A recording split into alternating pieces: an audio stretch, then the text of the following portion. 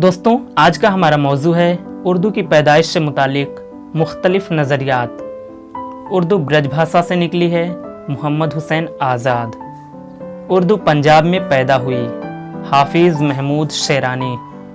उर्दू नवाह दिल्ली की बोलियों से निकली है, मसूद हुसैन ख़ान। उर्दू खड़ी बोली से निकली है, शौकत सब्ज़ावरी। उर्दू हरियाणवी से निकली है, महिउद्दीन क़ादरी ज़ोर। उर्दू का हवाला वादी सिंध में तैयार हुआ, सैयद सुलेमान नदवी।